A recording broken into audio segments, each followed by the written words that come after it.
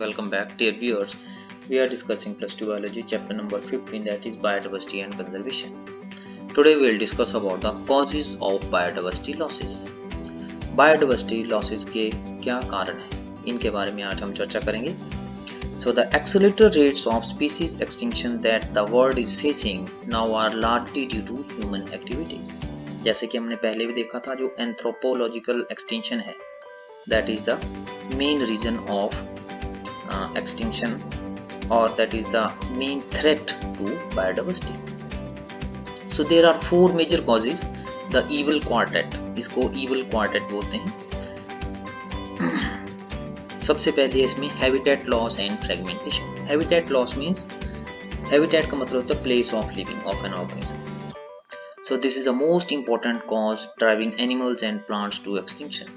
अब human activities के कारण ज़्यादातर जितने भी ऑर्गेनिज्म हैं उनका जो हैबिटेट है वो ख़त्म हो रहा है, जिसके कारण अब जब खारी ख़त्म हो जाएगा तो वो प्लांट और एनिमल कहाँ जाएंगे. The most dramatic example of habitat loss come from the tropical rain forests. Once covering more than 14% of the Earth's land surface, these rainforests now cover no more than 6%. तो आप देख सकते हैं कभी जहाँ 14% जो फॉरेस्ट था, आज वहाँ पर सिर्फ 6% ही रह गया है. They are being destroyed fast. By the time you finish reading this chapter, 1000 more hectares of rainforest would have been lost.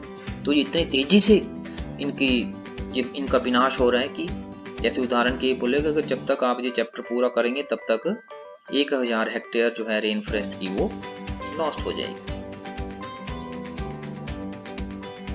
The Amazon rain forest, जिसको lung of the forest, lungs of the planet भी कहा जाता है, harboring probably millions of species, is becoming cut and cleared for cultivating soybeans or for conservation or for conversion to grasslands for raising beef cattle. तो Amazon rain forest को भी धड़ाधड़ उनको काटा जा रहा है. Besides total loss, the degradation of many habitats by pollution also threatens the survival of many species. तो पोल्यूशन के कारण भी बहुत सारी स्पीसीज जो हैं उनका जो हैबिटेट है वो खत्म हो रहा है और they are facing threat of extinction. When large habitats are broken into small fragments due to various human activities, mammals and birds requiring large territories and certain animals with migratory habits are badly affected, leading to population declines. तो इसको बोलते हैं habitat fragmentation.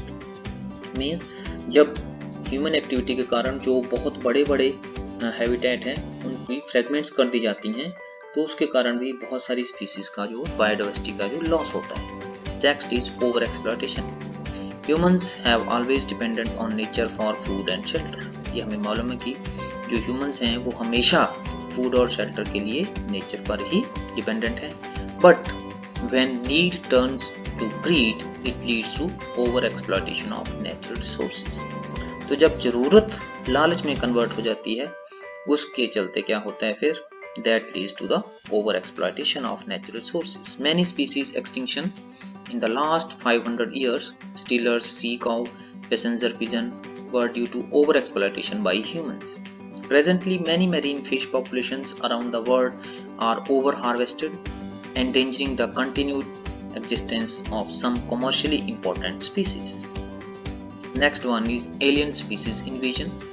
Alien species invasion का मतलब foreign species को जब हम किसी नए हैबिटेट में इंट्रोड्यूस करवाते हैं तो क्या होता है, when alien species are introduced into a new area, they may turn invasive and cause decline और एक्सटिंक्शन ऑफ इंडिजिनस स्पीसीज. तो जो एलियन स्पीसीज होती हैं जब उनको किसी नए एरिया में इंट्रोड्यूस कराया जाता है तो वहाँ पर बहुत ज़्यादा प्रोलिफरेट करती हैं, क्योंकि नेचुरल प्रीडेटर जो है उनके वहाँ पर नहीं होते, जिसके कारण जब वो अपने आप को प्रोलिफरेट करेंगी तो वहाँ की जो इंडिजिनस स्पीसीज हैं उनको खतरा हो जाएगा और वो एक्सटिंक्ट हो जाती हैं. इसकी बहुत सारी उदाहरण हैं, जैसे the Nile perch introduced into Lake Victoria in East Africa led eventually to the extinction of an ecologically unique assemblage of more than 200 species of cichlid fish in the lake. तो सिसलिड फिश जो है उसकी 200 से ज़्यादा प्रजातियाँ जो है वहाँ पर वो एक्सटिंक्ट हो गई. You must be familiar with the environmental damage caused and threat posed to our native species by invasive weeds species like carrot grass. इनका नाम आपने सुना होगा, पार्थेनियम है, लेंटाना है, आइशोनिया है, वाटर हाइसिंथ जिसको टेरर ऑफ बंगाल भी कहते हैं। तो ये बहुत खतरनाक वीड्स हैं। The recent illegal introduction of African catfish Clarias gariepinus for aquaculture purposes is posing a threat to the indigenous catfishes in our rivers. Next is co-extinctions. When a species become extinct, the plant and animal species associated with it and obligatory may also become extinct. तो जब कोई भी species extinct होती है तो जो उसके साथ जुड़ी होती जैसे obligatory relationships होती हैं तो उसके साथ जो जुड़ी होती है species वो भी साथ में extinct हो जाती है। इसको बोलते हैं co-extinction. So when a host fish species become extinct, its unique assemblage of parasites also meets the same fate. Another example is a case of a co-evolved plant pollinator mutualism, where extinction of one invariably leads to the extinction of the other. तो वहाँ पर एक की extinction के साथ दूसरे की extinction भी हो जाती है। तो ये मुख्य 4 causes हैं which are responsible for loss of biodiversity. तो आज की वीडियो में इतना ही। Thank you very much.